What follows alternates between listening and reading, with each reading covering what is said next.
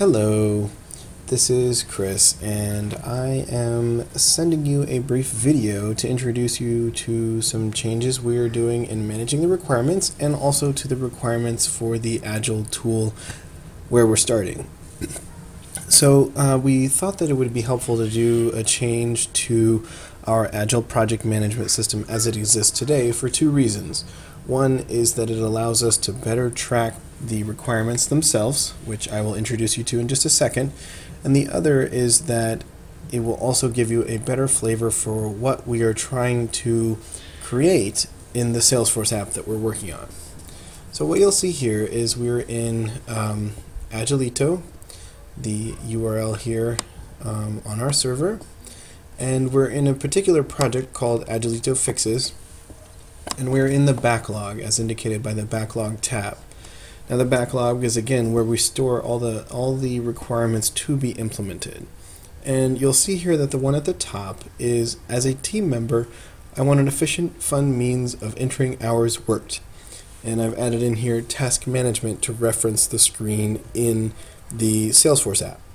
So by clicking on here, you'll go into the user story, and you'll see it's user story 1530.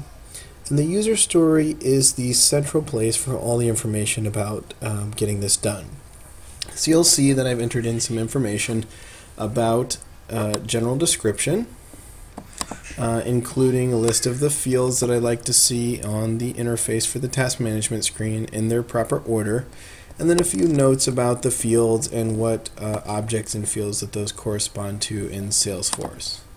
Now, the real details on a user story are actually captured in what we call the test cases.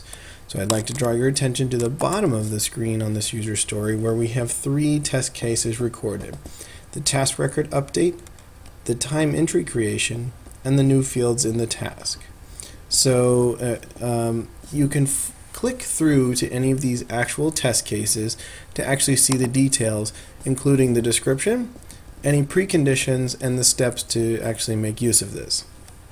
So for example, this one is talking about the time entry creation itself, including where the user goes in general, what you do, and that a time record entry is created.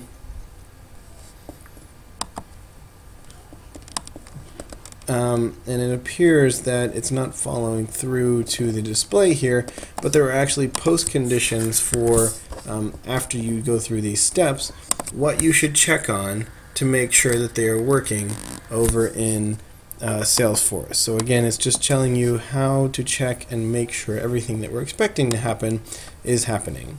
Again, apologies that it's not following through on the interface here, but you can see all of the fields by clicking through to the edit test case. So that will give you the example of the 3 different test cases that are here, which captures the details for the implementation as we expect it. So the idea being, read through here to find out the detailed expectations of what we would consider a successful implementation of this user story. Now, the other aspect of monitoring completion of a user story is to track the tasks. So this would be, for example, what you would enter in terms of the implementation.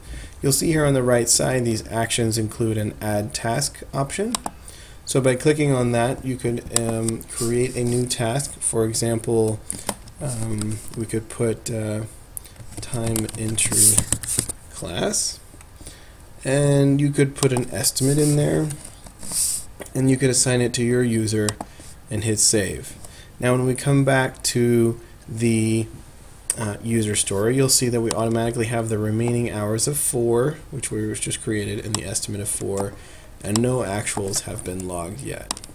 And this is of course the sum of all of the tasks on this user story, so as you add more in there, they'll be there. Here you see the task itself.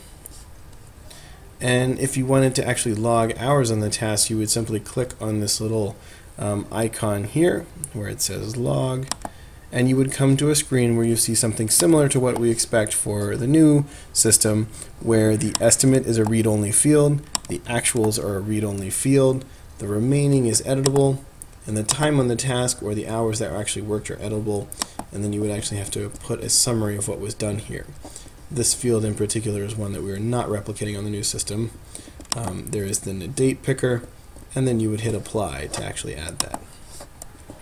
So that's a brief introduction to where the requirements are now stored and how you would access them. If there are any questions about this, please do send me an email.